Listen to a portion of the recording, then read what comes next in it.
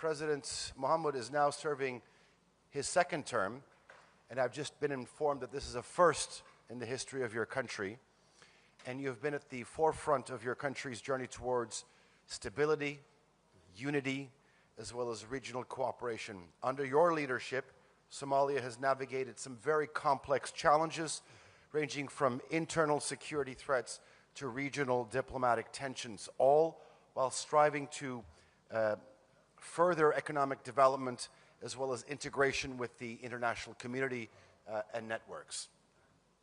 This ADF talk will focus on the President's perspective on the shared global responsibility to confront security threats emerging from fragile regions, particularly highlighting the interconnected crises of terrorism, political instability, as well as underdevelopment.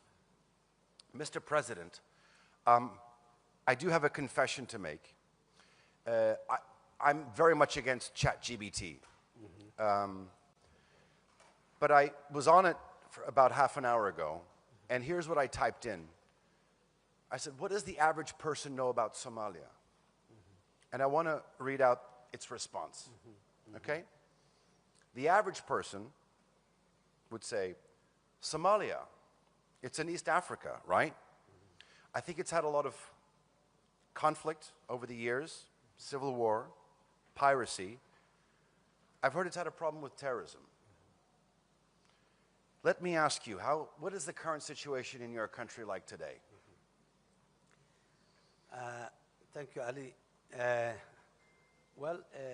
ChatGPT is artificial intelligence which gathers a lot of information from the public domain.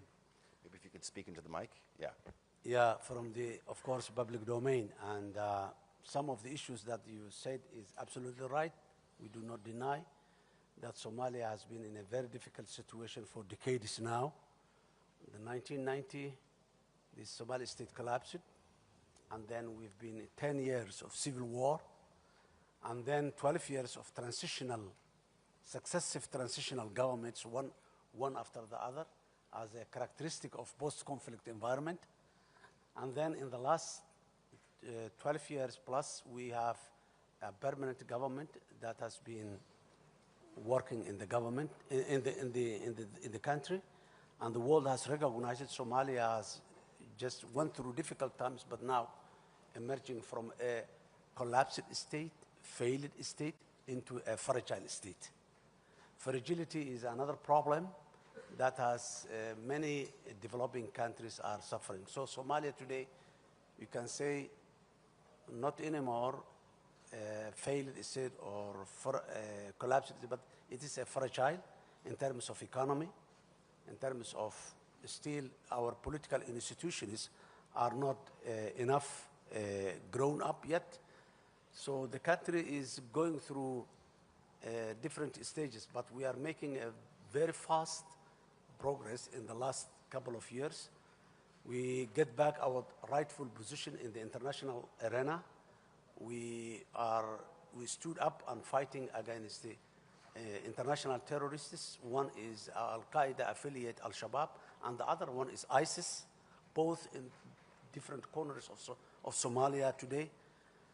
And Somalia is leading that war. Yes, the world is supporting us, so many countries, so many international organizations, the United Nations, the African Union, all of them are supporting individual countries, among which the United States, Turkey, United Kingdom, and many others are the neighboring countries as well supporting. But the lead is Somalia. It is the Somali lead that has shown progress in the fight against terrorism. So Somalia is a country that has just turned the corner, established institutions, have its own constitution, preparing right now to go into a one-person, one-vote elections after 56 years. The last time Somalia went into an election of one-person universal suffrage was 1969. So this is the time again the voter registration is going on, and we are going to have local elections and national elections as well. So today we are member of the United Nations Security Council. Today we have joined the East Africa community. We are part of, we bring back all the status that Somalia has in the Arab League, in the African Union, United Nations, all these, the IGAD. So Somalia is, alhamdulillah, back to its rightful position. We'll get to your position on the UN Security Council and the East African Community and IGAD in just a bit. But here's the picture that you've painted. It was a country for many years, decades, that was characterized as a failed state, as a collapsed state. And now you've transitioned into a fragile state. But one of the problems that still persists, which you've touched upon, is terrorism, both in the northeast with ISIS and Daesh, and then al-Shabaab. Talk to me about the issue of terrorism. It is not only a national problem, but it is a global problem. And how does it affect the current status in your country? Well, both terror organizations that we are speaking about, Daesh and al-Shabaab, which is an affiliate of Al-Qaeda, both of them, they don't have a national agenda.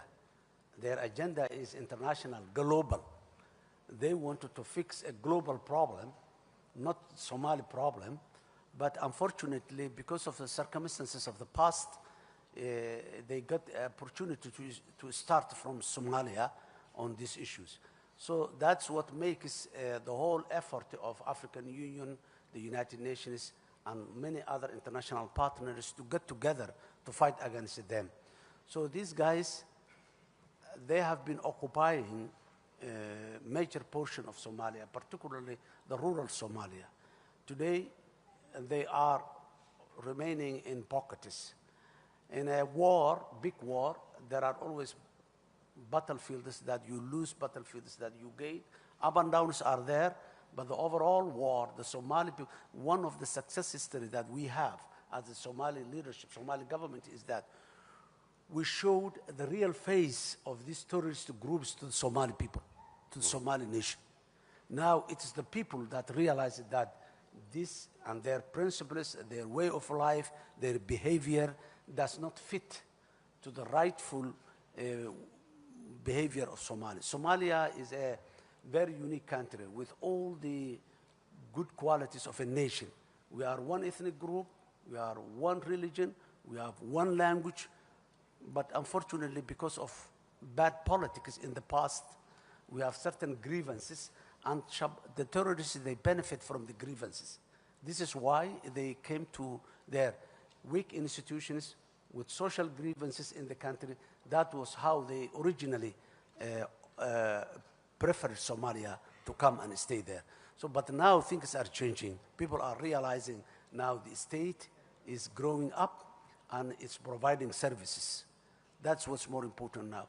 This term, I was elected in 2022, and until now, we have recruited 6,000 teachers, public schools, and we've promised that we will be recruiting 10,000. We've established around 100 plus health posts all over.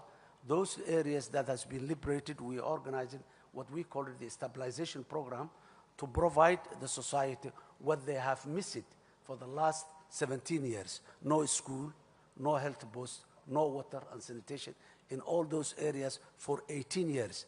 Now the government of Somalia is providing those services at its own capacity and with the help of international partners as well. So people are getting the message from the government that terrorists has no place in Somalia. That's what today we have. And I have taken the connotation that these terrorists, they are a fish swimming in the bone of water. If the water is drained from the bone, the fish cannot survive. That's the terrorists in Somalia today. Thank you. When you analyze this predicament, I mean, many would argue that for there to be development, first you need to have security. But I think Somalia is a unique example in the sense that on the one hand you have a balanced counterterrorism effort, you're also building state institutions, and you're also building an inclusive economy. How do you do that? Well, first of all, the Somali state has opted that a private-driven economic model. The government is playing the regulatory role in the economy. That's what makes today Mogadishu, the capital city, as a bustling city with real estate, with five-star hotels, with so many new things, major supermarkets, all international brands are available today in Mogadishu. That is the private that's making, and the government is facilitating all the necessary infrastructure for the private to do this type of business, not only the Somalis, but as well as foreign companies as well. Turkish companies are there. They are running our international airport. Another company is running our seaport. They are also doing so many other businesses in the country. Similarly, there are other companies from other parts of the world as well. So that private-driven. And then we have provided two important instruments for that, supported the private-driven economy. One is the National Transformation Plan, which is fixing all the weaknesses of the state institutions so that they can take steps with the fast steps that the private is taking. The National Transformation Plan is a delivery-based from the government side, so that the private entities will have all the necessary facilitation that they need in order to do the business. That's number one. Number two is we established a long-term vision, a vision we call it the Vision 2060. It's a centennial vision. Somalia has become an independent state in 1960, and in 2060 is a centennial stage, that 100 years of how Somalia will look like 2060. That's the picture that we portrayed to the private people, and we showed them this is the future, and this is the regulations and the tools and the instruments that helps you to make that type of investment so that you can be in that position. So that's how the government and the private are working hand in hand to do all these economic development endeavors. Your Excellency, in your opening remarks, you had mentioned that Somalia is a member of the United Nations Security Council. Mm-hmm. Let me ask you about that. Do you feel that you have an extra responsibility as a flag bearer in terms of portraying a message mm-hmm. on behalf of other mm-hmm. developing countries or countries that are in a fragile situation? Mm-hmm. Yes, absolutely. You're right. You said rightly. As I said earlier, we have been in a very, very difficult situation for a long time. 3 decades is not a very short period. We believe that morally we represent those nations and peoples throughout the world that has went through that suffering or are still in that difficult situation. So we wanted to be a voice for all those who have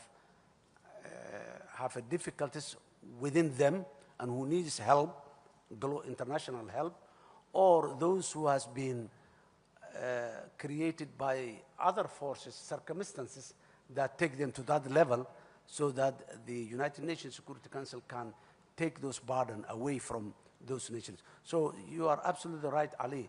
We feel that we have that moral obligation to represent those people who are suffering in different corners of Somalia, in different corners of the globe, whether it's under development, whether it's security, whether it is any other exploitation that is taking place, and have a very limited voice, as we used to be decades ago.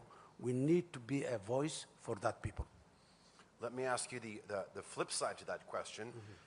How do regional actors and global powers help countries like Somalia, who are in fragile situations during these times that present some challenges? Well, Ali, the world used to be a world of ideology, world of principles.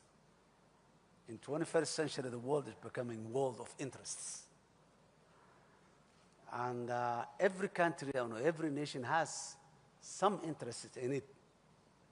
But the question is, many of us the least developed countries, we cannot articulate or we cannot sell the interests that are there in our country, number one.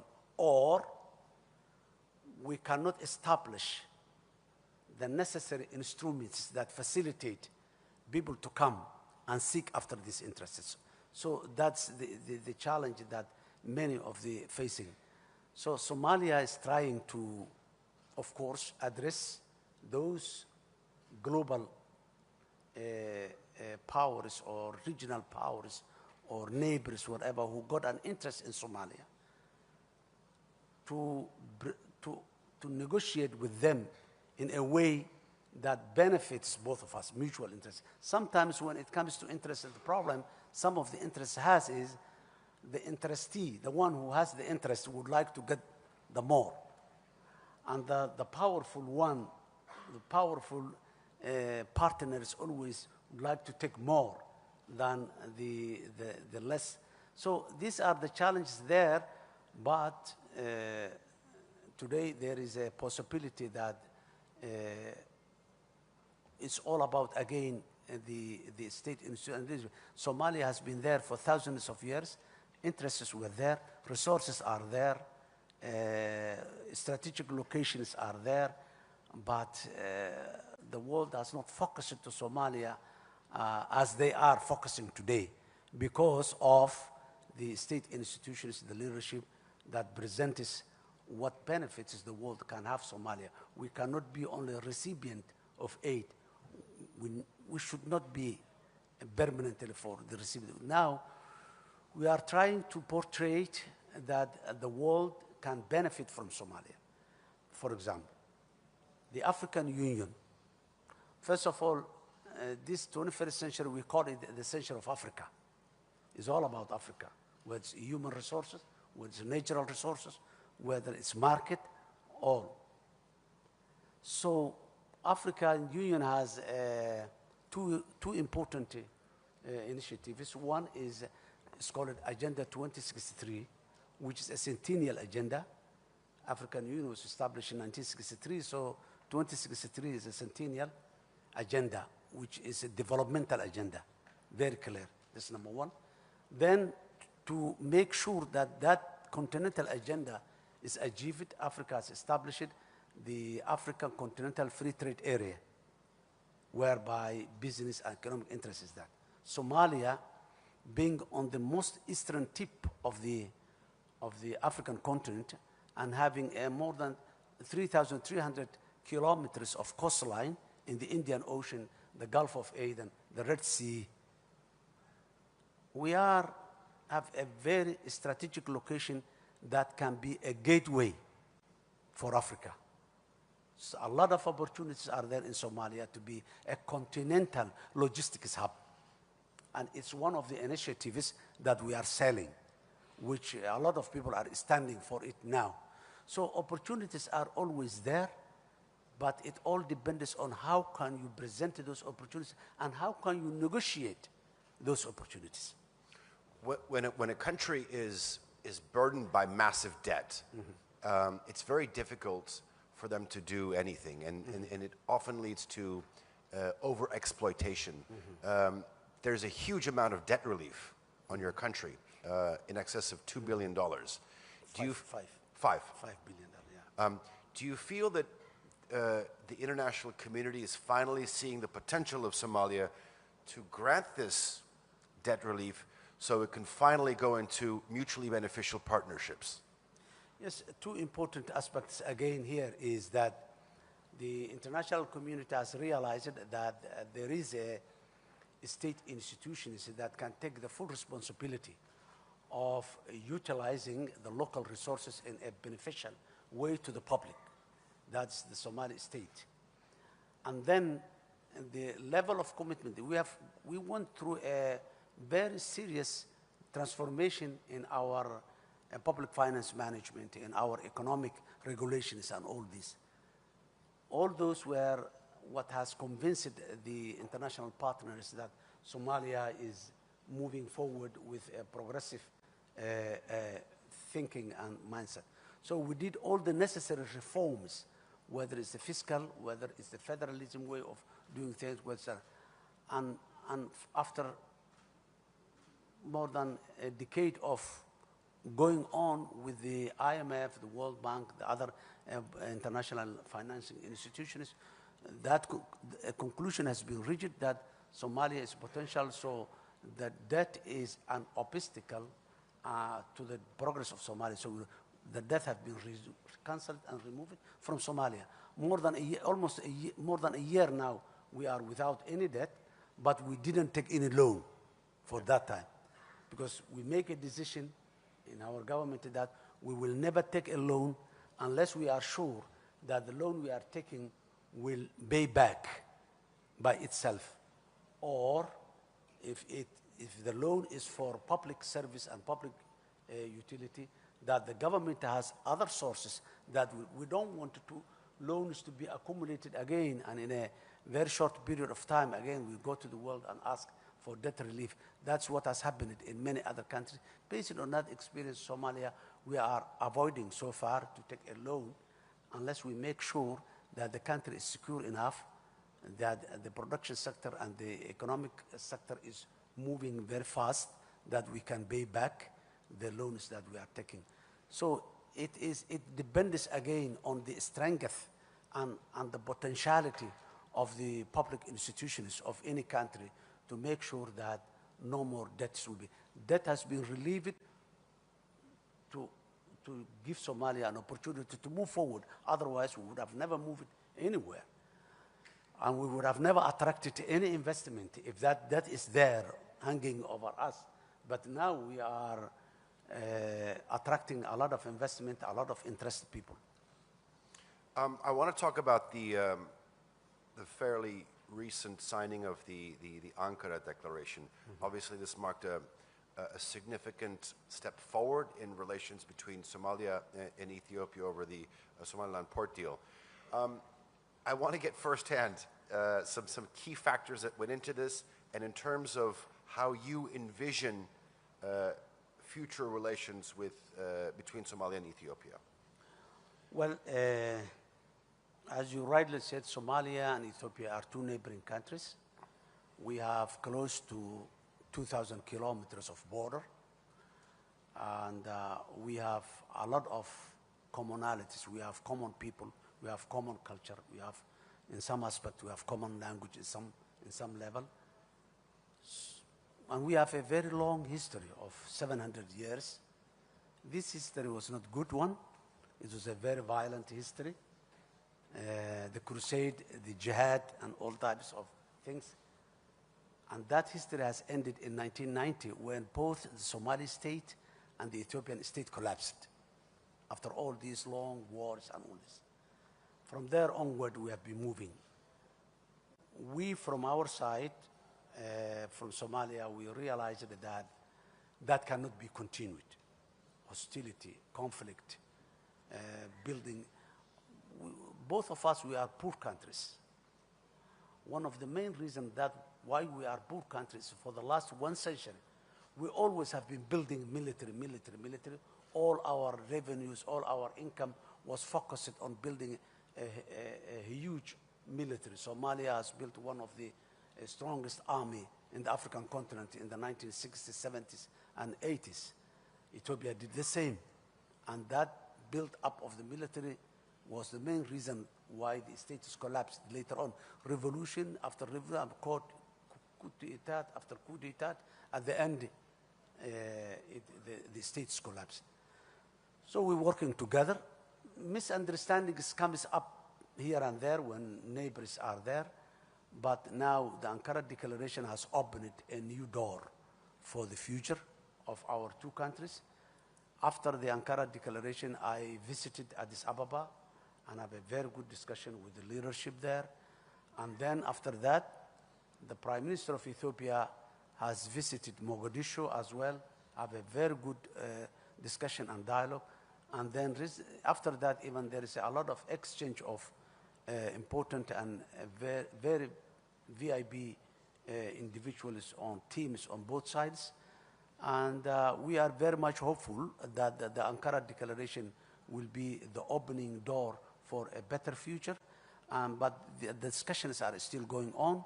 We have another meeting after that here in Turkey, and we are going to have soon another one. So discussions we are going on, and what we want is that we don't have, from our side, Somalia, we don't have the leisure of conflict anymore.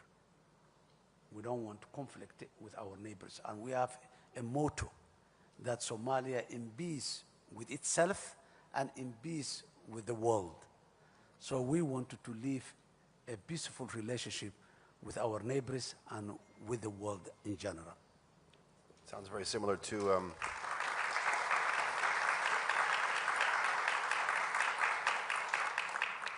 one of the mottos of the founding father of this country as well, peace at home, peace abroad. Peace abroad. Mr. President, if you were to allow me, there's a lot of interest to your panel, and I know that we have some journalists who want to ask you some questions. If you have any questions for His Excellency, if you could maybe stand up. Do we have a microphone? Yes. Maybe yes, over here. Thank you so much, our brilliant moderator, Mr. Ali Jan, and Your Excellency.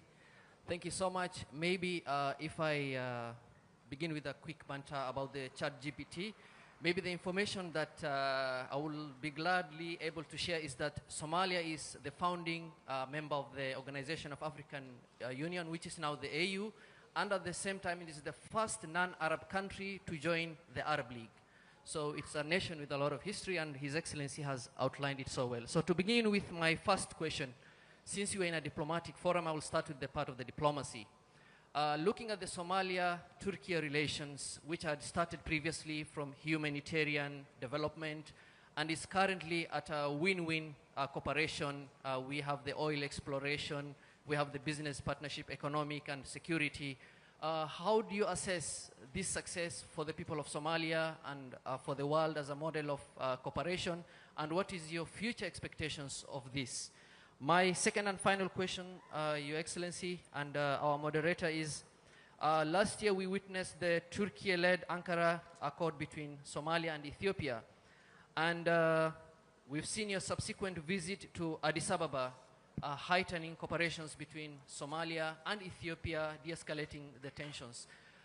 What lesson does Somalia give to the rest of Africa as far as also Somalia's contribution to mediation is concerned historically, where it used to take part in deflating tension between neighboring countries, and looking at the current situation in Sudan, in DRC, and other parts of Africa? Thank you so much. My name is Nuri from TRT Africa.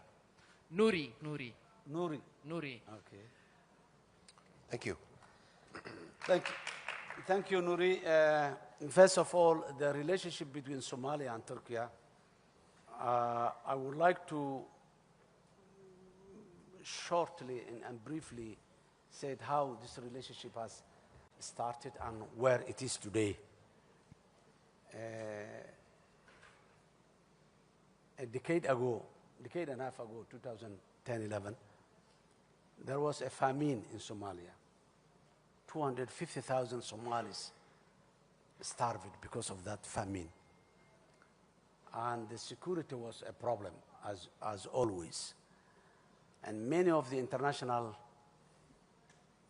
humanitarian agencies, they left Somalia claiming that Somalia is not secure enough to deliver. That was the time when President Erdogan, who was the Prime Minister of Turkey at that time, visited Somalia, not only as a leader, to prove that Somalia can be accessed in terms of humanitarian. He brought there in Mogadishu his family and most of his cabinet. They were there. They visited the IDP camps. They visited all the streets of Mogadishu.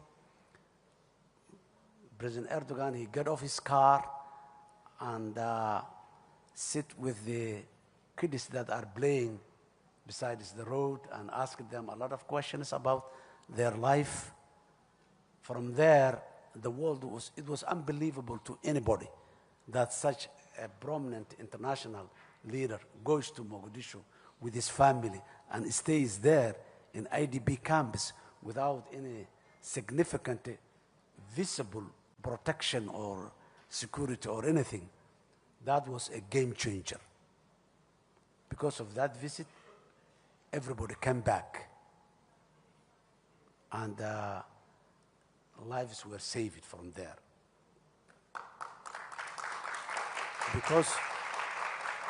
Because of that visit, hospitals were promised, and today those hospitals are functioning in Mogadishu. Because of that visit, a city, Mogadishu, with a population of that time more than 2 million people, now more than 3 million people, garbage was everywhere, and the Turkish people, not only they sent that, but Turkish boys, they came there and cleaned the city with all the necessary heavy machinery. Istanbul municipality was taking that role, and they cleaned the city even, helping us to clean the city, providing us all the necessary machinery to clean and remove the garbage of 20 plus years. So that has taken the world focus back to Somalia. Now, again, of course, since then Somalia has been progressing, and Somalia has a lot of Turkish companies come and invested. We have a new international airport terminal. We have a lot of new facilities for the seaport, where the services have been increased 3-4 times in many places. Now again, Somalia's problem is not famine today. Somalia's problem is the terrorists. Again, Turkey has provided training. Of course, the United States, the EU, the African Union, many other has been provided training our security forces and equipping them.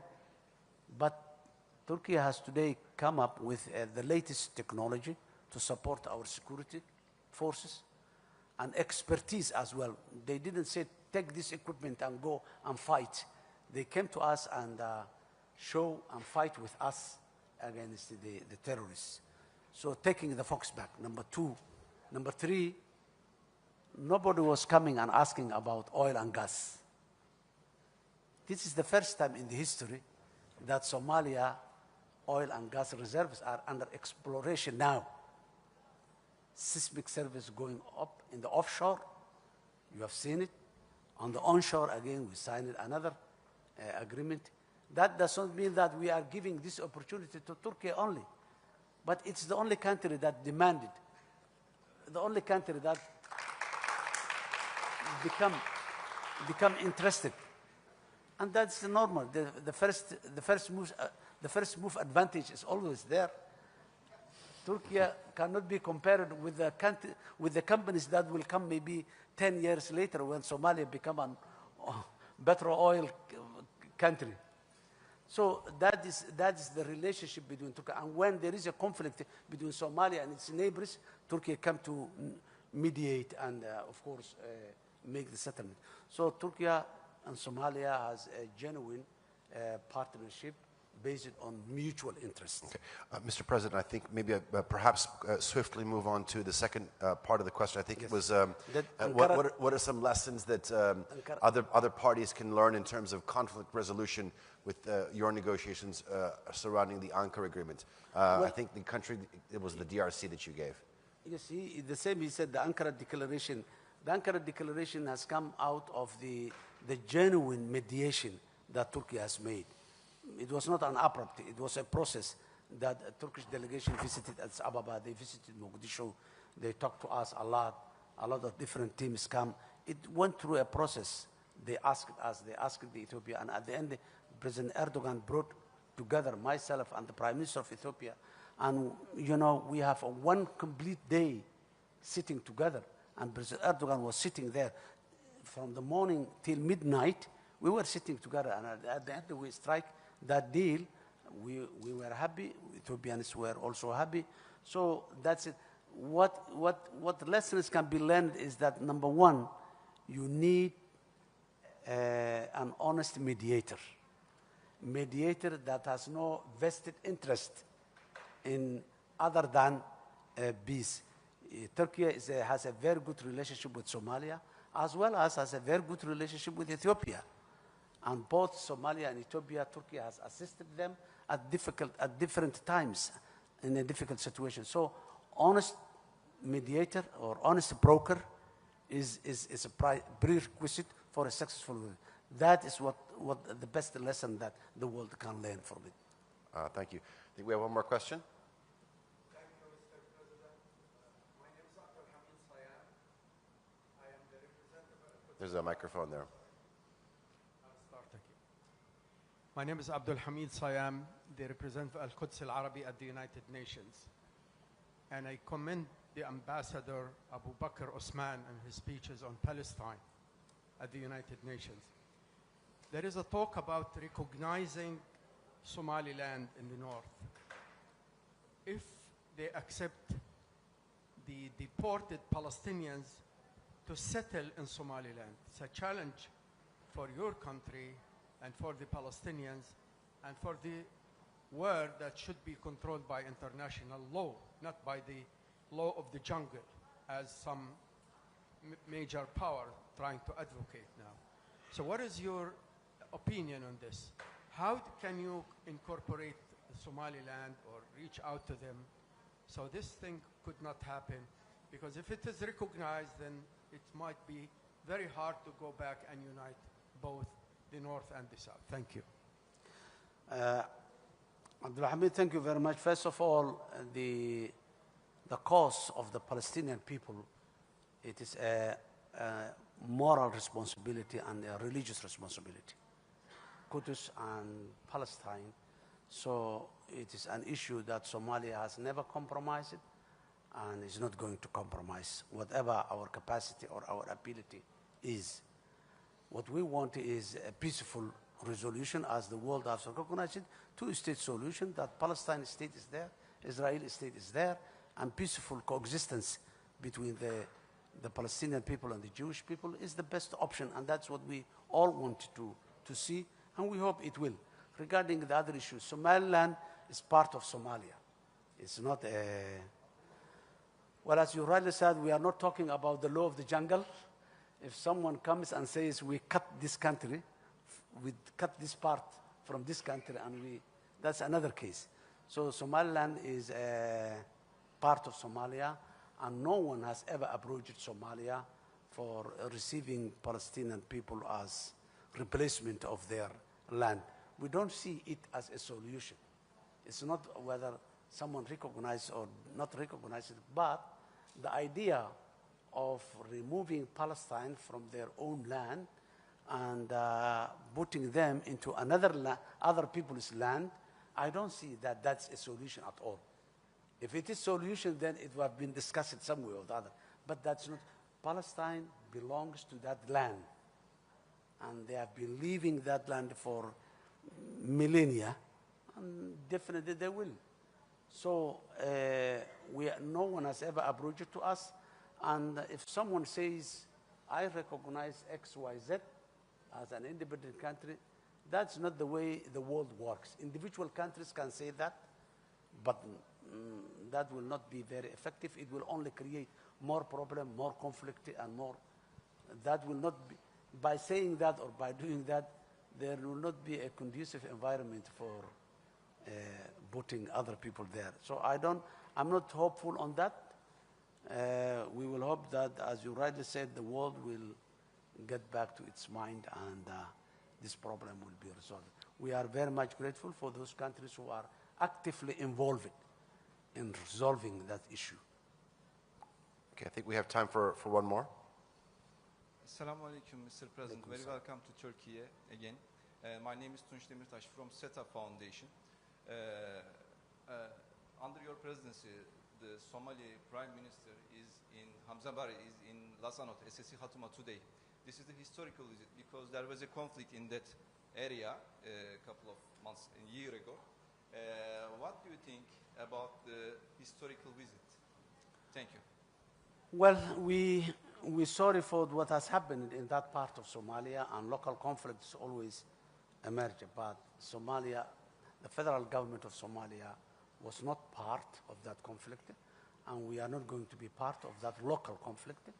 And one of the main reasons that the Prime Minister went there is to resolve those conflicts. The Prime Minister is not there to create more conflict, as some of the social media people are saying. The Prime Minister is there to solve, because that conflict is dormant. It's not resolved. It's not resolved yet.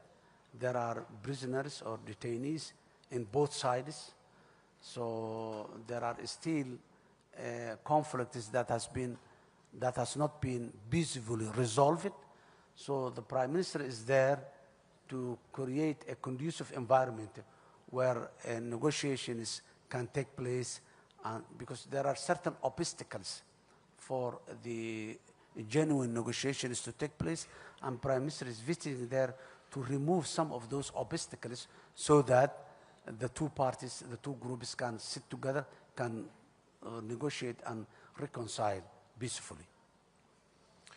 Mr. President, thank you very much for sharing your insights as well as your perspectives.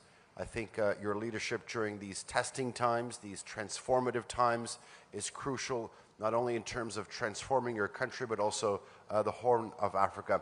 Ladies and gentlemen, please join me in showing our appreciation to His Excellency's commitment to dialogue and cooperation. Thank you for your presence here at the Antalya Diplomacy Forum. Thank you.